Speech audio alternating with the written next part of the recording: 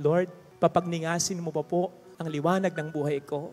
Kahit nahihirapan na ako, kahit kung minsan nasasaktan na ako, kahit na matanda na ako, basta't kailangan pa ako ng pamilya ko, sige Lord, papagningasin mo pa ako. Ngayon Lord, kapag hindi na, kapag kaya na nila, kapag maayos na sila, sige Lord, ikaw naman ang nagbigay ng liwanag sa akin, you may now put out my lights.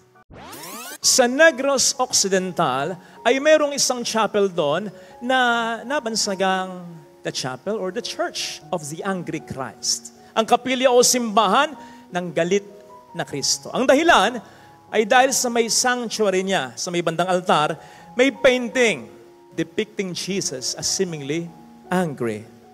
Ayan. Nakita niyo na, mukha ngang galit. Di ba? Para bang kapag magdarasal ka dyan, ang una mong sasabihin kay Lord, Lord, gusto ko lang namang magdasal, ba't ka nagagalit? Pero, may dahilan yan. Ako ang basa ko dyan, isa sa mga magandang dahilan ng painting na yan ay, pinapakita niyan yung zeal, yung gana, yung gusto, o mas matindi pa, yung marubdob na pagnanais ni Jesus na gawin ang kalooban ng Ama sa mundo. Doing my Father's will is the food that sustains me. Sa ating gospel reading, I have come to set fire on the earth and how I wish it will already blazing. Kaya nga, mapapansin po ninyo, yung puso niya dyan, emphasize na emphasize, parang Sacred Heart, pero napakalaki. Nandyan din may koronang tinik, signifying yung suffering, yung mga balakid, pero yung pusong yan ay nag-aalab sa pagmamahal sa Diyos at sa tao. Ibig sabihin, ang Diyos na si Jesus nang siya'y magkatawang tao ay decided na gawin ang kalooban ng Ama whatever it takes. Ganon din dapat tayo. If Jesus here is on fire, we should always be on fire also. Are we on fire? Natatandaan po ba natin nung tayo binyagan? Siyempre hindi na. May kandila dyan. Siguro naman nung tayo kumpila, natatandaan natin, meron tayong kandila. Kasi the church expects us to be always on fire. Are we? Kanina kumakanta tayo ng opening song, parang hindi kayo on fire. Dapat may gana. Dapat Kristiyano tayo sa mas malalim na pagninilay, hindi lamang sa pangalan, kundi yung ating pagiging Kristiyano ay dapat nararamdaman ng iba. Pag sinabing Kristiyano, dapat ramdam ng iba na mabuting tao. Di ba kapag ang mahal mo ay nanlalamig sa'yo, not anymore on fire, na-offend ka, nasasaktan ka. Hindi kaya ang Diyos ay ganun din. Di ba dati mahal mo ko? Di ba dati nag-decide kang magpakabuting tao? Di ba dati sinabi mo gagawin mo ito? O ano na? Bakit namanglaw ka? Nakaka-offend sa Diyos yun? O baka nakalulungkot sa Diyos yun? You see, God provides the light, the spark, the fire. But we have this duty to keep it burning in our lives, in our hearts. Bakit duty natin? Kasi nandiyan ang Diablo to quench that. Gusto ng Diablo, hindi tayo nag-aalab sa pagmamahal sa Diyos at sa ating kapwa. He will cool us down. He will distract us. Tingnan po ninyo, sino dito? Sino dito? Yung dati, na-touch sa homilia, na-touch sa misa. Ang nagsabi sa kanyang sarili, oo nga, tama si Father. Mula ngayon, ito na ang gagawin ko. Iaayos ko na ang buhay ko. Nangyari ba? Kailan pa yon? Kailan pa yung huling naramdaman mo yon o naisip mo yon? In-execute mo ba yon? Ilan sa atin yung pagkatapos ng isang napakagandang karanasan, Lord, I love you. Love na kita. Ang bait-bait mo. Nagtagal ba yun? Paano kung nagkaroon ka na ng problema? Ganun pa ba ang tingin mo sa Panginoon? Ilan sa atin, eto, mas marami. Nung kasagsagan ng pandemic, nawala ng trabaho, nawala ng negosyo, either tayo o yung kakilala nating tao, namatayan. Ilan sa atin ang may mga golden realizations? Ang buhay, hindi payamanan, pasayahan. Maikli lang ang buhay. Dapat hindi talaga puro pera ang iniisip. Dapat may panahon kay Lord. Dapat may panahon para magdasal. Dapat may panahon sa kapwa, sa pagtulong, lalong-lalo na panahon ng pagmamahal para sa pamilya. Ang dami nating magagandang realizations. Nasa na yon? Nagawa mo ba yon? Nasustain mo ba yon? Eto ba? Mas mabuti ka ba? Mas humble ka ba? Mas malawak ba ang pangunawa mo? Ngayon kaysa noon? Sapagkat kung hindi gayon, matanda tayo pare-pareho ng paurong. At ang nangyayari, we are allowing the devil to quench that fire that God has started in our hearts. Huwag ganun. Huwag mong papayaang magkaganon. Tingnan po ninyo, parang sa basketball lang yan Sa mga nanonood ng PBA, maging ng NBA. Kapag on fire yung isang team, on fire yung mga players, on rhythm, ito yung sinasabi sa salitang kanto, magaling na buenas pa! Kahit saan pumapasok, maganda yung pasahan, maganda yung depensa. Ay, delikado yan. Lalong-lalo na kapag may crowd pa. Hinebra! Hinebra! Hinebra! Kapag ganyan yung momentum, on fire, anong sasabihin ng kalaban, ng koponan? Time out! Time out! Diba? Para mag-cool down yung pagiging on fire ng mga players at ng koponan. Diba? Kahit nga mag-free throw na lang Lalong-lalo na kapag on fire yung mag-free throw, anong sasabihin ng coach ng kalaban? Rep, pag na-shoot, time out kami. Anong sense nun? Kasi kapag na-shoot, most likely, yung pangalawa rin, ma-shoot. Pag na-shoot, time out, i-cool down yung rhythm nung mag-shoot. Kita niyo? Ganon ang diablo. Kapag nakikita niya, desididong-desidido ka, on fire ka, na magpakabuting tao, magpakabuting asawa, magpakabuting jowa, magpakabuting kapatid, magpakabuting kaibigan, magpakabuting Kristiyano, at desididong-desidido ka, maalarma na ang diablo. Gagawin na niya ang lahat to cool you down, to distract you. Sa papaanong paraan? Pwedeng either by being burnout. At sabihin niya sa'yo, hindi ka ba napapagod?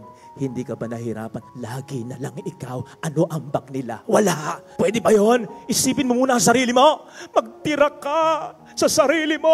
Nakapagbigay ka na, hayaan mo na sila. Ayan tayo Para maglaylo ka. Para mag-cool down ka sa pagiging mabuti mo sa iba. O kaya, by compromise. Nagsisimba ka naman Okay lang yung may mga palso ka pang pag-uugali. Sinusunod mo naman yung 10 utos liban sa isa. Yung wag kang mangalunya, okay lang ngayon. At least yung 9 nasusunod mo. Okay lang yung mangalunya ka. Loyal ka naman sa asawa mo. Hindi ka lang faithful. Bumabalik ka pa rin naman sa kanya. Siya naman ang mahal mo, di ba? Okay lang na wala kang panahon para sa pamilya mo, para sa mga anak mo. Ibinibigay mo naman yung mga pangailangan nila, di ba?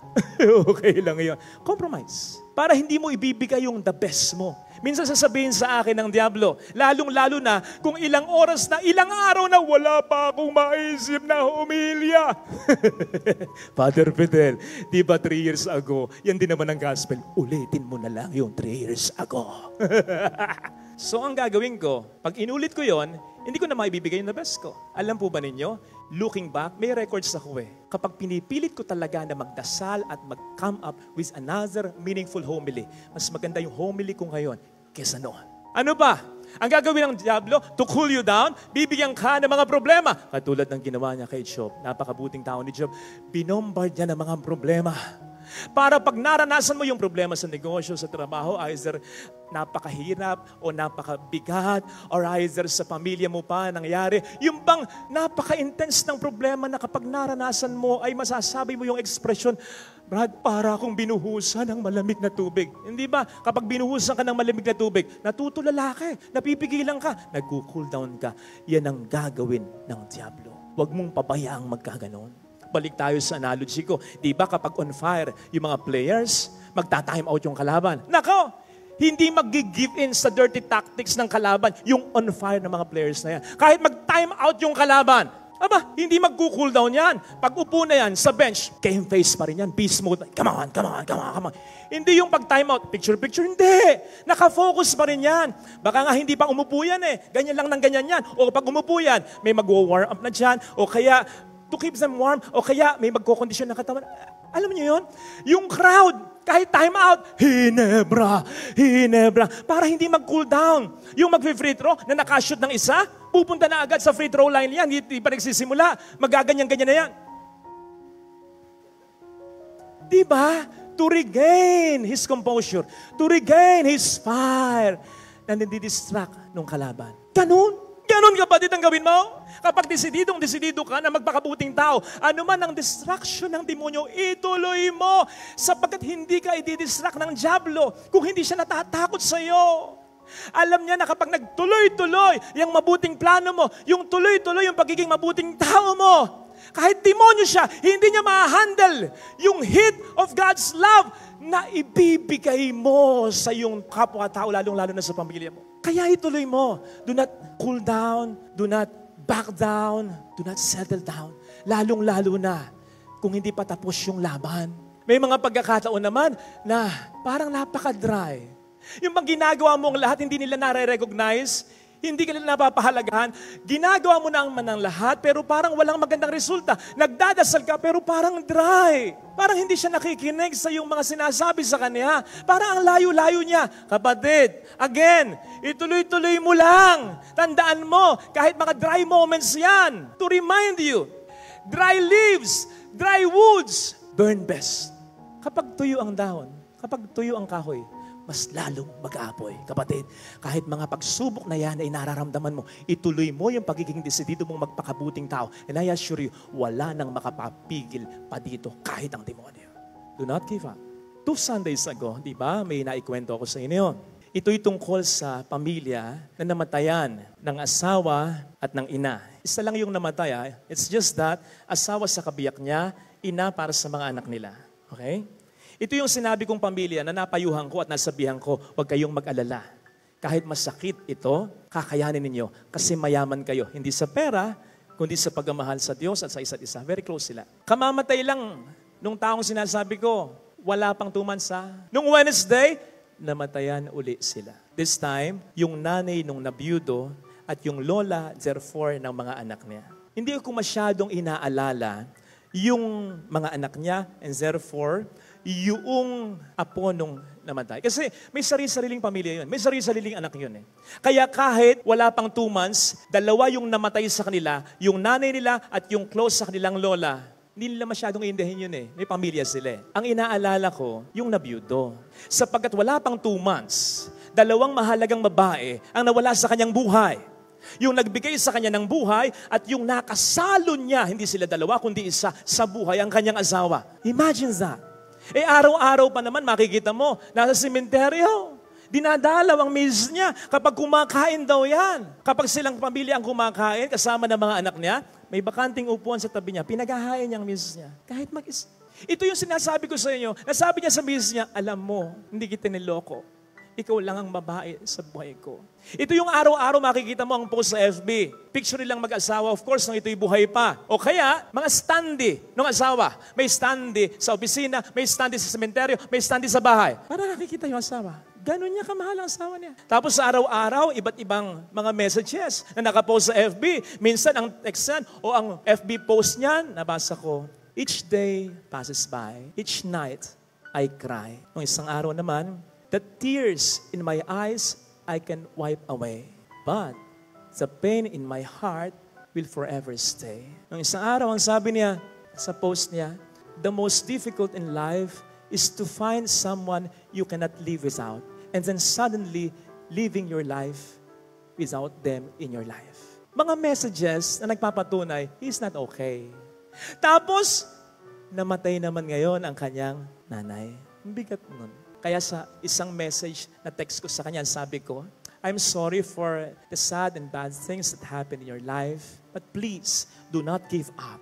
For the sake of your children, for the sake of your grandchildren, keep on burning, keep on fighting. Natutuwa naman ako sa kanyang mga anak. Nakikita ko, nagtutulong-tulong to cheer him up. Nakita ko, yung isang beses, nagmisa ako doon sa kanyang nanay. After niyang i-bless yung remains ng kanyang nanay, tumalikod yan. Makita mo yung panganay si Mike. Ang sabi sa kanyang mga kapatid, Tatay, si Papa. Para bang, tingnan ninyo. Ang imagination ko nga ay gumagana patungkol sa taong ito. Para sa akin, siya ngayon ay isang kandilang ganito. Ayan, binobombard siya ng mga matitinding problema. Kaya ang kanyang liwanag ay umaandap-andap na. Pag umaandap-andap, parang nawawalan na ng gana, nahihirapan na kasi, parang pag-give up na. So ang feeling ko, siya ito. Pero ang kanyang mga anak, ang kanyang mga apo, building walls around him. Na parang, teka, hindi dapat mawala ang liwanag ni Ama. Ganon kapatid. Kapag inspirasyon ka sa iba, lalong-lalo na sa iyong pamilya, magtutulong-tulong sila at paparamdam nila sa inyo na ayaw ka pang nilang mawala sa buhay nila. Kaya sana, sa mga liwanag sa iba, lalong-lalo na sa pamilya, sa mga taong nagbibigay hindi ng kadiliman, kundi ng kaliwanagan ng pag-asa sa kanilang pamilya, ano man ang problema, gaano man kahirap, kahit aandap-andap na, do not give up. Keep on burning. Keep on fighting. Hindi ko nga po alam kung bakit kapag may birthday, pinapatay nung may birthday yung kandila sa kanyang cake. Honestly, wala pa akong nabasa o napanood o kaya ay narinig tungkol ditong paliwanag. Ha? Ito lang ang aking sapantaha. Diba? Yung may birthday. Bago niya i-blow yung candle, i-put out yung candle, magwi-wish o magpe-pray siya. Tatahimik siya. Sinisigurado ko sa inyo, para sa mga matured ones, at lalong-lalo na para sa mga taong liwanag sa kanilang pamilya, magdasal man sila ng kabuhayan, magdasal man sila ng magandang negosyo, trabaho, magdasal man sila ng pera, magdasal man sila ng mahabang buhay, magandang kalusugan, magdarasal sila ng kayamanan, ng kalusugan, hindi para sa kanila, kundi para din sa mga tao na nililiwanagan ng buhay nila. At pagkatapos nun, yung candle ay ipuput out, papatayin na nila. Kaya't para sa akin, yung practice na yan, done solemnly, done meaningfully, ang pinapakita niyan ay ganito. Yung may birthday, kapag nagdarasal, ay parang sinasabi, Lord, papagningasin mo pa po ang liwanag ng buhay ko. Kahit nahihirapan na ako, kahit kung minsan nasasaktan na ako, kahit namatanda na ako, basta't kailangan pa ako ng pamilya ko, sige Lord, papagningasin mo pa ako. Ngayon Lord, kapag hindi na, kapag kaya na nila, kapag maayos na sila, sige Lord, ikaw naman ang nagbigay ng liwanag sa akin, you may now put out my lights. Sana ganun ang prayer natin, ha? Hindi lamang kapag tayo nagbe-birthday, kundi araw-araw. Kasi kapag ganun ang dasal natin, ibig sabihin, we are striving our best to be the light for others. Lalong-lalo na para sa ating pamilya. And I assure you, hindi lamang ikaw ang magdadasal ng ganon, pati pamilya mo, ipagdarasal lang magkaganon. Don't you realize na kapag nagbe-birthday ka, lalong-lalo na kapag blessing ka sa kanila, hindi lang naman ikaw yung tumatahimik, pati sila. Hindi dahil nagwi-wish ka, hindi dahil nagdarasal ka, kaya tumatahimik sila. Kaya sila tumatahimik kasi nagdarasal din sila. Without you knowing it, ang pinagdarasal nila, looking at you, celebrating your first anniversary, Lord, napakabait ni Papa, napakabait ni Mama. Lord, napakabait ng anak kong yan. Lord, napakabait ng kapatid kong yan. Sana mabuhay pa ng matagal yan, Lord. Huwag sanang magkakasakit ng malubhayan, Lord. Sana laging may opportunity yan, Lord, para makatulong pa sa amin. Huwag siyang masyadong mahirapan at ikaw na sanang bahalang gumanti sa kanyang kabutihan. We love him. We love her, Lord. Keep his or her fire burning. Ito sana ang buhay na magkaroon tayo. Buhay na kalugod-lugod and always on fire para sa Diyos at para sa ating kapwa-tao.